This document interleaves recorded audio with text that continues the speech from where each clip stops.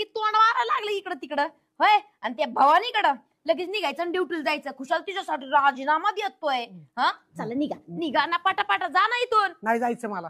नाही जायचं मग कुठं जायचं तुम्हाला? जर बॅग पकड आतमध्ये ठेव बॅग. मला एक जायचं म्हणलं ना.